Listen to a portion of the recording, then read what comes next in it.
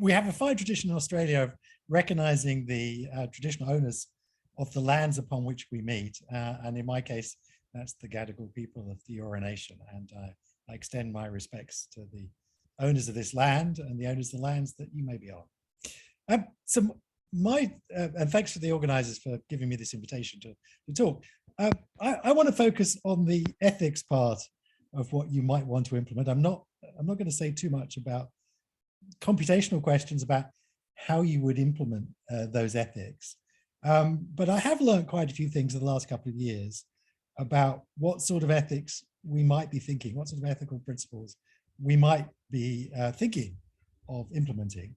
And I want to share that with you and perhaps help you understand through the plethora of ideas. It's been a very active area of debate and discussion the last few years, and give you some of the things that I've shared, some of the things that I've learned in the last couple of years about, well, what ethics should we be trying to get the machines to follow once we worked out how to implement them. It's a story in my case that begins 3 or 4 years ago, and I get quite a lot of the media phoning me up most days, asking me questions about the latest development in AI, trying to understand AlphaGo or whatever it happens to be, the latest breakthrough that's been announced in the press. And 3 or 4 years ago, the questions completely changed. They stopped being about the technology. They started being ethical questions about challenges that the technology arose. And back in May in 2018, I remember a particular day where I started to get questions. A couple of journalists would ring me up asking about Google's latest demo, which is at their I/O conference, of their new personal assistant chatbot called Duplex. I'm sure you've seen the video. It's very impressive. This thing ums and ahs like a human and can book a haircut or a restaurant table for you. And journalists were obviously rightly concerned. Here's a computer that was literally pretending to be a human.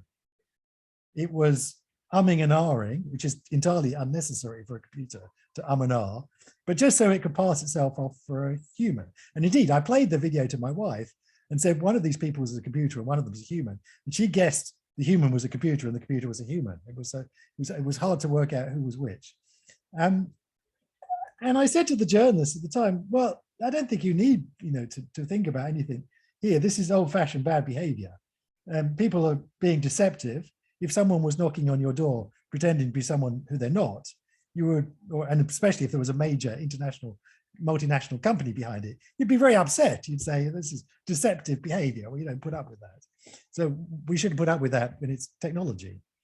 And interestingly enough, later that day, another AI and ethics story broke, and I started to get questions from other journalists, and got to the point where journalists would ring me up and so we wanted to talk about this latest AI story, and I'd have to say to them, well, which of the multiple AI stories that is breaking about ethics and ethical concerns that you have is it going to be? This was the other story. It was a story about facial recognition, that there was the upcoming royal wedding at the time, and one of the news organizations, Sky News, was going to be using some facial recognition software to automatically identify celebrities that were, walking into shot without any consent from those people.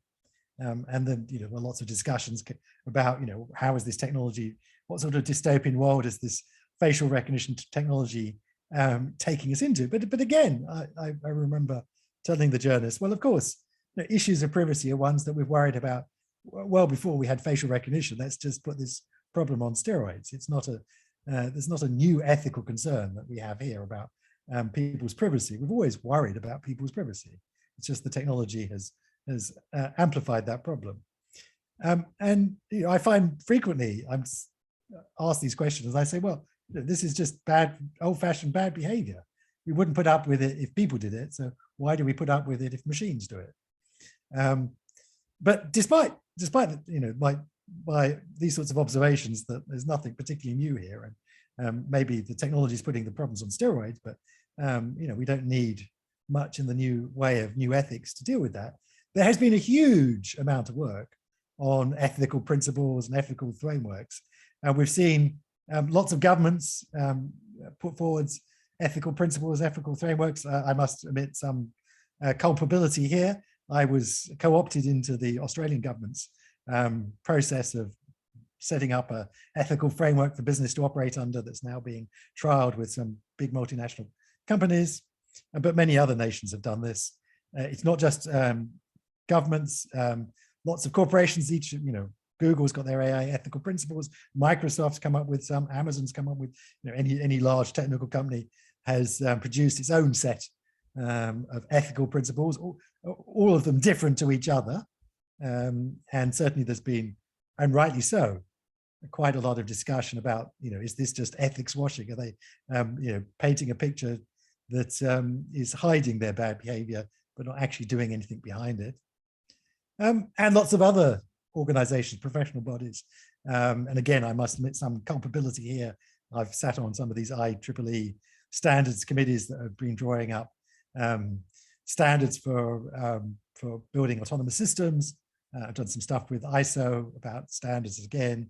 The OECD have their 30 odd ethical principles that have been adopted by all the OECD countries, indeed by a superset of countries. Countries outside the OECD have also signed up to these ethical principles.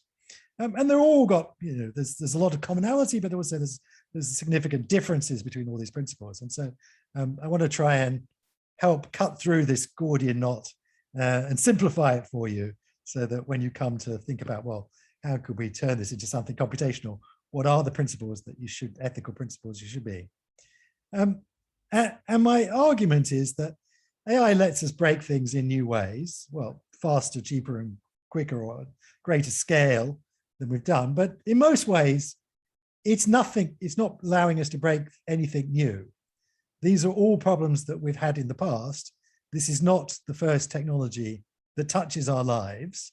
And therefore, many of the concerns, many of the ethical issues that we need to think about are ones that we've already thought about. We've been thinking about for hundreds of years. And one place, I think, a very good place to look, a place that literally touches people's lives, is medicine. We have several hundred years where we thought very carefully, and rightly so, about the ethical challenges of new technologies, new drugs, new medical interventions. And so there's a very rich and well-developed body of thought around the ethical principles for medical technologies. And those, I believe, are a good starting point, and indeed almost a good ending point for us understanding what sort of ethical principles we should be thinking of implementing when we come to artificial intelligence. So what are those ethical principles for biomedical settings? They're just four general principles, and you will have heard of many of these, no doubt have heard of all these before. So the four cornerstones of medical ethics: beneficence, non-maleficence, autonomy, justice. I'll quickly just remind you what they are and put them in some AI-ish context. So beneficence. This is about doing net good, and you see that in terms of you want technologies that are going to improve, our overall lot, and lots of the AI principles that people have put forwards come down to some manifestation of beneficence.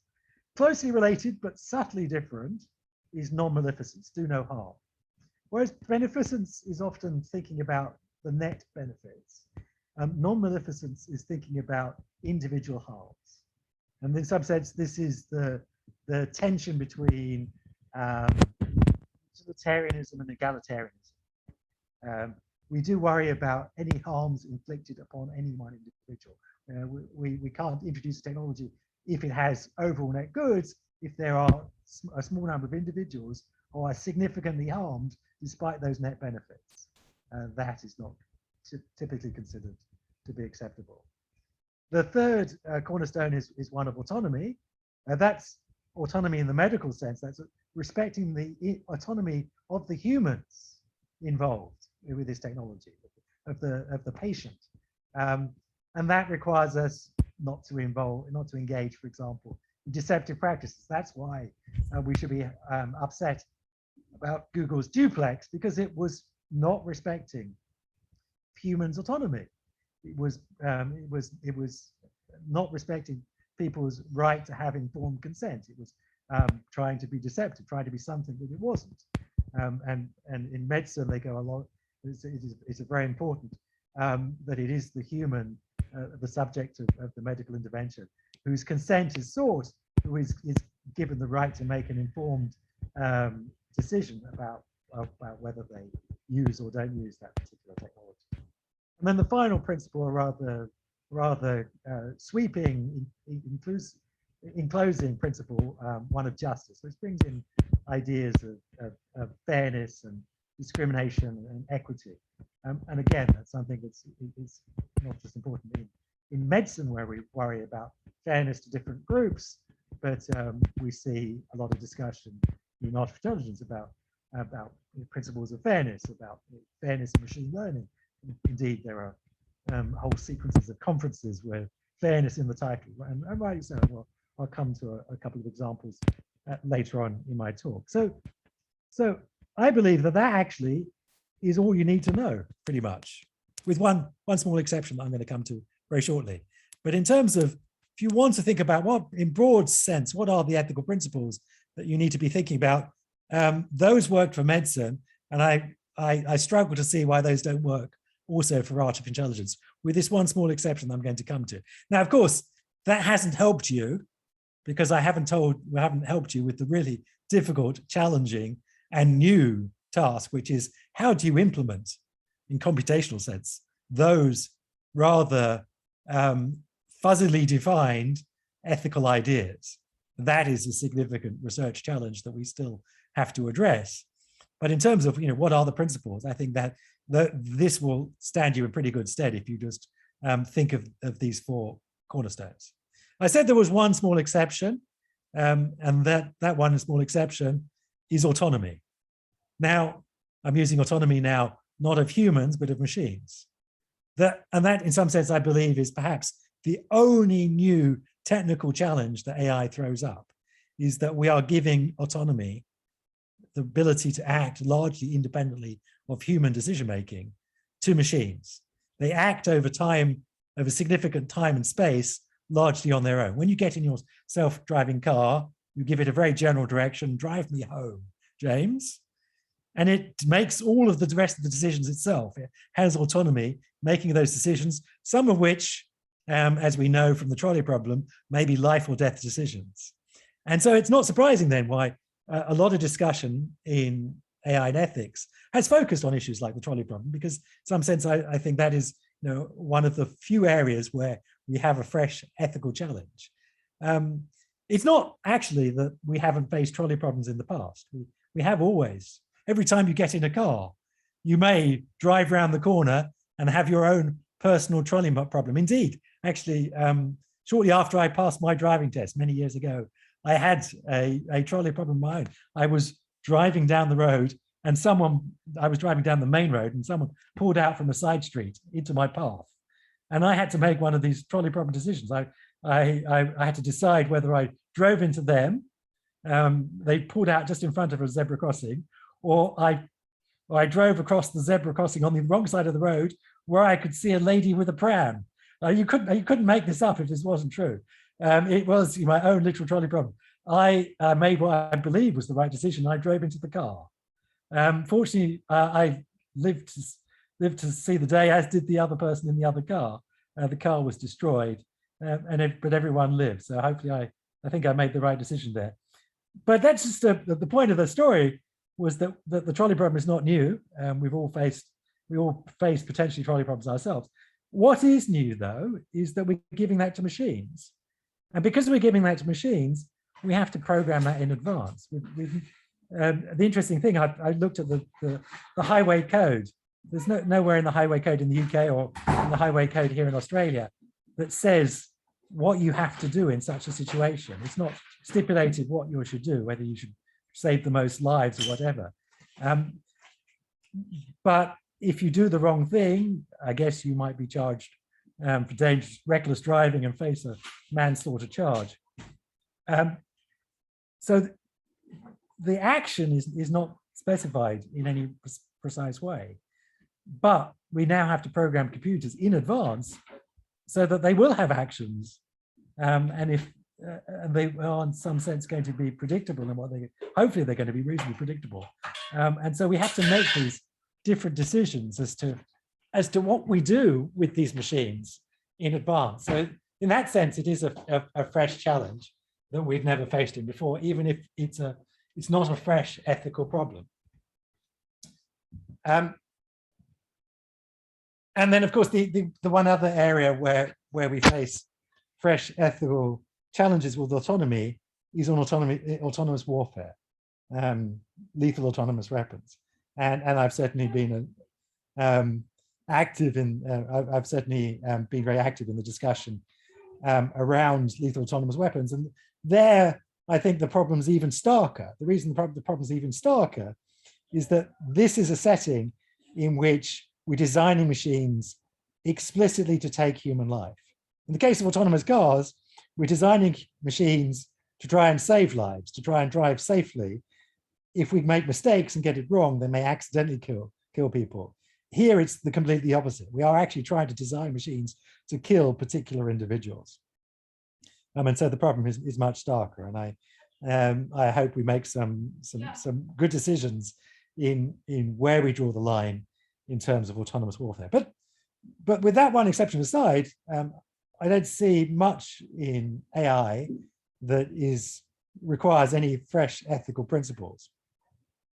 But it does, of course, change. It does let us break things in new ways. It does require us to think carefully about what we're doing. And I'm going to spend the rest of my talk talking about some of those new things that we now break through these perhaps old ethical lenses that we do have to worry about, and we do have to try and build software that respects and makes the right sorts of decisions in these settings. And one of the areas that I want to talk about is in the use in the criminal justice system. There's lots of interesting things we can do in the criminal justice system with automated decision making. We can, predictive policing is a fine example. We can, with historical data on where crime takes place, we can predict, obviously not in a minority report sense of way. I mean, just in we can't predict individual crime perhaps, but we can predict where perhaps we should direct our limited resources to ensure that we best direct our limited resources to where the most crime is more probable to happen. There are some significant challenges in such settings, not least of which is that we, as usual, depending on historical data. And that historical data captures the biases of the system in which it was collected. Maybe we sent more police patrols into poorer, maybe blacker neighborhoods. Therefore, we have more data on poorer, blacker people. And therefore, we're perpetuating those biases of the past. We discover that we're not actually prosecuting crime, we're prosecuting poverty or prosecuting race. Of course, when one starts just talking about the ethical challenges of using AI in the judicial system, you immediately come to the poster child, in a bad sense, I suspect, the system compass that many of you will have come across, the system in use in 20 of the 52 states of the United States, being used by judges to help them make sentencing decisions around and bail decisions around people, especially violent criminals.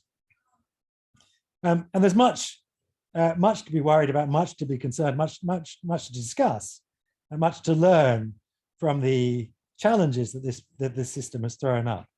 Of course, it's worth pointing out the benefits of being able to make more evidence-based decisions. And this graph is often put out. There's much, of course, again, to be critical of this graph that many of you will have seen in the past, a graph where we plotted human decision-making. This is judges in Israel, their probability, supposedly, I say this in inverted commas, that they're going to make a favorable decision when other factors supposedly have been factored out in terms of the severity of the crime and the priors of the individual. But and of course, as most of you know, the x-axis in this graph is time of day, and the thesis is that it's their blood sugar levels that perhaps one of the most significant drivers of whether they're going to likely to give someone parole or not. There's much to criticize of this study, but I think the general idea that human decision making is not particularly precise, is not particularly evidence driven. There's plenty of other studies. There's a whole field of study, behavioral psychology, that looks at the lack of rationality in human decision making. There's much to think that we could do better in a more evidence way if we gave machines the ability to help us make those decisions. So you could look to a system like Compass and ask, well, could we do this in a better way? And it's worth looking at how you design such systems, the fundamental ideas in the design of such systems. And there's much I think that went wrong even before we started implementing the algorithms, just in designing the system. This system starts by the defendant filling in a 100 question questionnaire, self-reported answers. And here are some of the questions. I just highlighted one of the questions here, which is, at what age were you when your parents separated? Now, it may be that people who come from broken homes do end up committing more crime, but do we, it's not something that you as a young child may have much control over, and therefore should we be prosecuting people because they were the misfortune to come from a broken home? And that's certainly the case here. Here's another question that I would be guilty of. How often have you moved in the last 12 months? It may not be your fault that you've moved in the last 12 months. It may be that your landlord happened to have sold the house you were living in. And should you therefore receive less chance of parole just because you had the misfortune to have to move house? And here's another one. Again, I'd be guilty of this one myself. How often do you feel bored? I mean, it may be that bored people commit more crime, but should we be prosecuting people based upon how bored they tend to be? I don't think so. So there's lots of question about how this, the inputs to this program, let alone how the program worked. And here's a good graph that summarizes how the program works to show the concerns. If you look on the left-hand bars, and it's been broken out into how accurate it is for Black people and for white people, because there is certain racial disparities we'll see as we look to the right. But let's focus for the moment on the left-hand, the four left-hand bars, the overall accuracy of the system. And to give you a comparison, they've got Compass, the computer, against humans. And you can see the computer is doing roughly speaking, the same accuracy as the humans, and roughly Black and white people are getting off the same accuracy. It's worth pointing out the scale on this.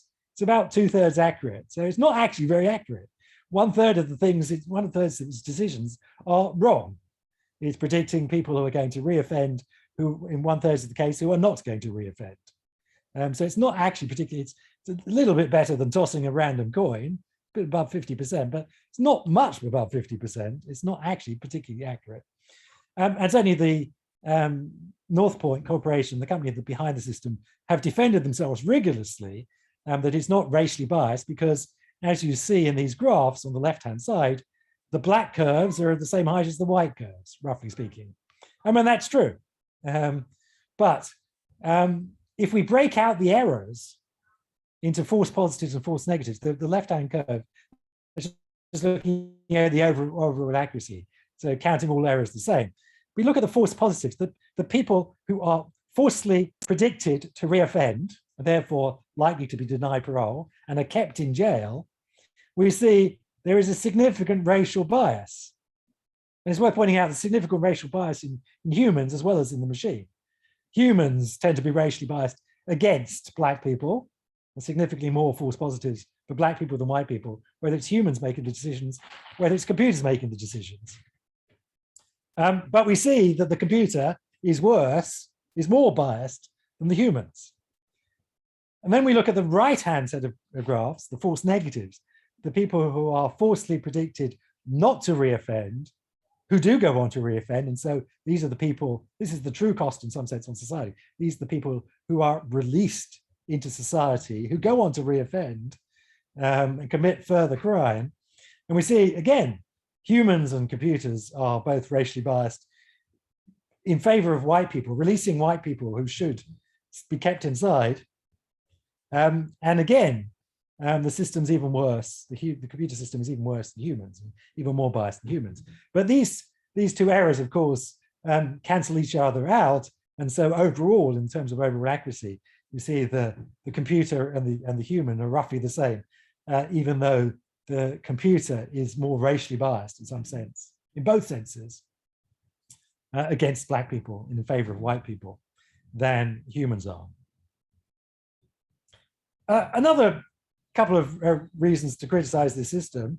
There's been a nice study which showed that just asking random people a Mechanical Turk, give them $1, tell them a few sentences about the case, they can get the same accuracy.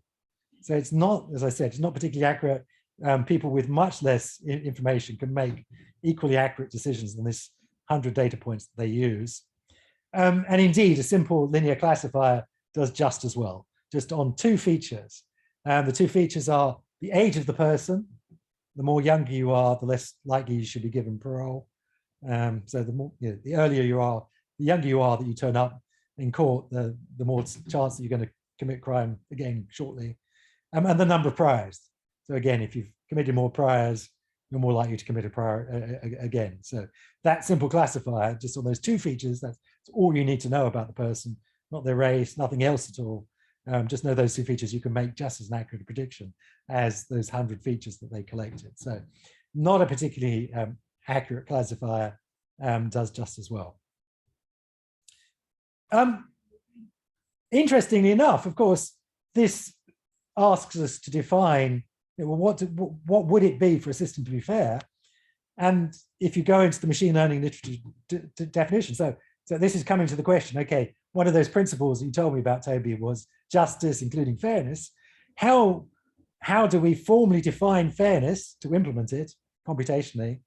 The bad news is that if you go and look at the machine learning literature, just for writing yourself a classifier, there are 21 different definitions of fairness, at least, at last count, 21 different definitions of fairness. And I'm just going to give you a quick overview. I won't go through all 21, but just to show you why fairness can be defined in many different ways. It's looking at that bar chart that we showed you just now and analyzing it in different ways. You can understand many of these definitions of fairness by looking at a confusion matrix, looking at where the errors fall in the classifier. Here's a confusion matrix, a 2x2 confusion matrix. You've got true negatives, true positives, the answers that we get correct, the predictions that match reality about who's going to reoffend. Those are the true negatives and the true positives. And then the errors, the false positives and the false negatives, the predictions of reoffending that we're going to get wrong. And you can run your classifier and you can count. Obviously, you want mostly true positives and true negatives, and you can count how many false positives and how many false negatives you've got. And the different definitions of fairness, many of the definitions of fairness, come down to analyzing this table. When we break the table apart for black people or white people, or for men and for women, or whatever the categories we want to see that we're treating fairly. So one of the ways of looking at this table is to look at the first column, the people who do not reoffend, and we can look at what's called the false positive rate, the percentage who don't reoffend, who are predicted to reoffend. So that's just the fraction of the false positives over the true negatives and false positives. So it's the fractional ratio of that first column.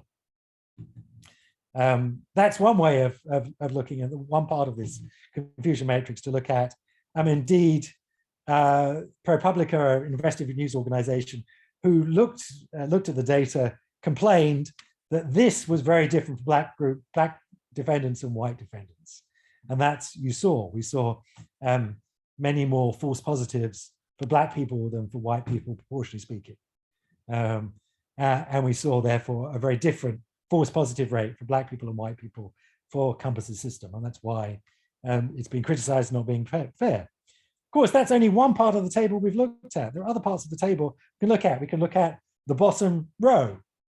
This is the people who are predicted to reoffend. These are the people who we're going to keep locked up because they're predicted to reoffend. And we can look at the percentage predicted to reoffend who are actually reoffend. So how many people we keep locked up who really should have been kept locked up. And that's called precision. Now, interestingly enough, the precision of Compass's system for black defendants and white defendants was pretty much the same.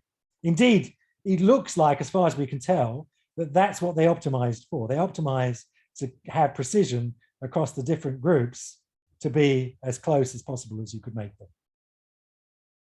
And why North Point have defended themselves. But again, we've only looked at one of the rows of the table. There are other, of course, there are other parts of the table we could look at. We haven't looked at the second column at all. We could look at that. That's called equal opportunity. There are other. We could look at what's the opposite of leading diagonal? Non-leading diagonal. These are the errors that we make. Perhaps we'd want the errors to be equally likely. We're equally likely to have false positives as false negatives. This is called treatment equality. We can look at that part of the table. We can look at multiple columns and rows at the same time. That's equalized odds. Of course, there are other measures of fairness that don't involve confusion matrix. One that I'll talk about briefly that's common and people often talk about using, rightly so, is fairness through unawareness. Don't use the feature because otherwise the system will learn to discriminate on that feature. So, and North Point were very aware of this. They didn't use race. Of those 100 questions, race was not one of the inputs to the system, rightly so, because the system would have quickly worked out there was a strong correlation between race historically and crime, because that's there in the data. And so it would have learned that correlation and would have perpetuated that bias, perhaps that bias into the future. So race wasn't one of the inputs, but zip code, postcode was one of the inputs. And as anyone who's traveled around the United States will know, there are many parts of the United States where zip code is a good proxy for race. And so the system would very quickly learn those proxies and could discriminate on the basis of zip code, which was essentially the same as discriminating on the basis of race. So leaving out a feature is not enough to ensure that you're not discriminating against that feature. Now, what's important to take away when you come to implement, decide which one of these things you want me to implement, is that they are mutually, in many cases, mutually exclusive. Most of these definitions are mutually incompatible in a strong mathematical sense with each other. If you optimize for one, then the other will not be optimized. Except in some trivial settings. Two trivial settings are the prediction is 100% accurate, in which case you can optimize all of them and get 100% accuracy in everything. But of course, we're predicting the future, so you're not expecting to have a classifier. You can't expect to have a classifier that's 100% accurate. So that case doesn't typically hold. And then the other case is that the groups are literally identical, exactly identical. That crime takes place at the same rate. In every way, in every possible way you can measure the group, they're indistinguishable. They are in essence the same, just a copy of each other. And again, that's not the case. Crime will take place at different rates in different groups of people. So typically the two assumptions don't hold. And so this theorem holds, which is that you can't optimize both at the same time. You choose one or the other. North Point chose one, ProPublica chose another. And so this comes down to a fundamental challenge, which is you have to choose your fairness and live with it. There are many different definitions of fairness. You can't have all of them at the same time in a strong mathematical sense. And this is very practical. We saw this last year as a result of the pandemic. In the United Kingdom, for example, they didn't have any of the high school leaving exams. They got computers to predict grades for people, and they went to a lot of effort to try and ensure that there was no grade inflation and that average grades in a school were the same as the grades that people got in that school before, but ended up messing very badly. It was described by the Prime Minister, Boris Johnson, as a mutant algorithm, that there were individual harms. It wasn't fair in a precise way. It wasn't fair because people who took, people who went to private schools tend to have done better out of the system than people who went to public schools. It favored people from schools. It didn't allow you to ace your exams and do better than people had ever done in your school. Lots of reasons to criticize it, despite the fact that they've worked quite hard to try and make the algorithms fair. They hadn't done it in a way that was societally acceptable, at least. Something else I think interesting in all of the discussion around AI and ethics that's become very popular of recent is to try and draw red lines, to say that there are certain practices that we are going to outlaw completely. And we see this, a lot of this in European regulation, red lines starting to be drawn. One area where this is focused on is in face recognition, something that I would be very supportive of. I think there is a very dystopian Big Brother world that we may end up in if we're not careful, because although face recognition only introduces old ethical challenges around our privacy, it really does put these problems on steroids. And to understand those sorts of steroids, we only have to look at China. They have a system in China which is helpfully called Skynet. Skynet is the computer system in the Terminator series. Skynet in China is their facial recognition system that can scan 1 billion faces, a billion photographs in a second and pick someone out, and is being used to systematically persecute the Uyghurs and the like. So it is taking us to that sort of Orwellian Big Brother that we have read about in science fiction novels, and one that we should try, I believe, and avoid. And as an example of something that you can now do that you couldn't do previously, there was a story that broke a couple of years ago about how the Chinese police were able to pick out a wanted felon at a rock concert of 60,000 people. Human eyes cannot do this. You cannot scan a crowd of 60,000 people and pick out an individual, but you can do that with computer vision systems. That changes the nature of what you can do. When it used to be, if you went out and demonstrated, protested about Black Lives Mattering or the climate emergency or whatever it was that was upsetting you that day, you would be anonymous.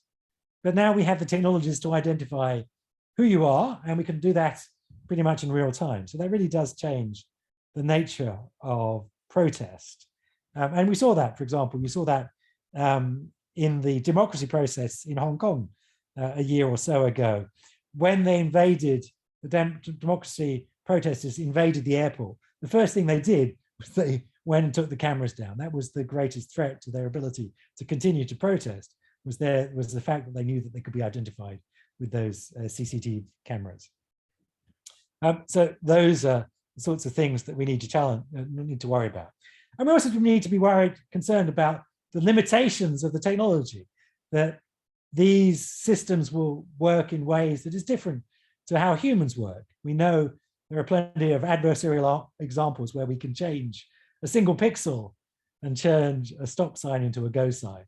And we could do that with a single pixel in an image, but we could do that even with stickers that we can put on signs that will, in the physical world, change how our digital cameras will recognize the signs. And that's something, of course, if you're building autonomous cars, you need to be very concerned about. But these systems are brittle. They don't break in ways that humanize. If you see an Apple with the words iPod written on it, you don't think it's an iPod. But computer object recognition systems can easily be fooled in that way. It's clear that computer vision systems see the world in different ways than human eyes see the world, and can be fooled in different ways. It's not that human eyes can't be fooled. Human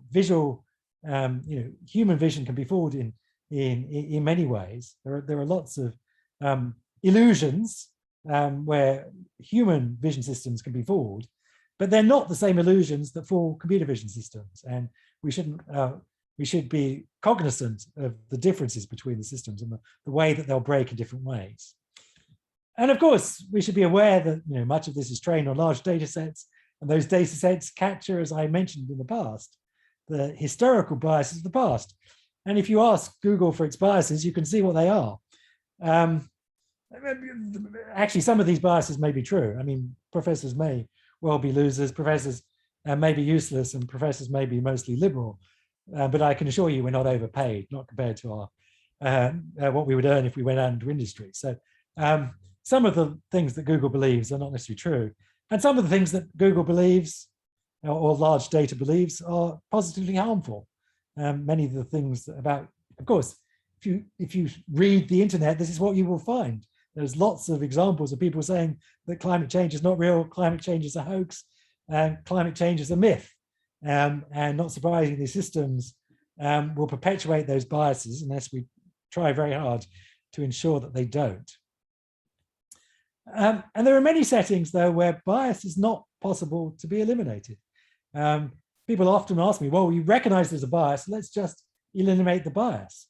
It's not as easy as that. There are lots of settings where bias is very difficult to eliminate and may not even be eliminable. And it's easy to make mistakes. And even if you throw a lot of people at it, a good example of this recently was, how are we doing for time? Good. Apple launched a new credit card, and it was discovered, despite the strong efforts they put into it, that it was these machine learning algorithms that decided people's credit rating and gave you a credit limit was very sexist. It gave an order of magnitude bigger credit limit to men than to women. They had not given, one of the problems was that they hadn't given it gender as one of the inputs. So it couldn't see, but they couldn't see until they put the system live that it was incredibly sexist. But one of the fundamental challenges here is that we don't actually have ground truth. We don't know how creditworthy people are, because there's lots of people we never gave credit to in the past who we don't know if we'd given them credit, that they would have been worthy of giving that credit. As we denied them credit, so we never found out whether they were worthy credit. So we don't actually, as usual with these things, we're actually trying to predict something where the statistic is hidden. It's not true. It's not something that we ever collected, or it's not clear that we could ever collect that statistic. And then there are many settings. Here's another example that made the news recently, where Amazon's recruiting tool was shown to be, despite all their best efforts, terribly sexist. But there's ultimately no unbiased answer. If we're recruiting a small number of people, we're looking for a subset out of a set that's biased towards hopefully the most worthy people. But we have to decide what worthy means. That's a bias, and we forget that the old-fashioned name for machine learning was inductive bias. And the question is it the bias that we as a society are happy with? Is it biased towards people who got the best exam results? But that's, of course, we know that's historically biased to people who went to private schools. There's lots of, we have to decide what the bias is that we are prepared to accept with. So I'm going to end very shortly. Many problems to worry about when we implement these things, many solutions. Some of it's research, but some of it's about educating people about the limitations of systems, encouraging the debate, and also regulation. And as Maury said, I've got some books. The latest one coming out early next year, which is all about AI and ethics, is Machines Behaving Badly. So I'll end there, and hopefully time for a few questions.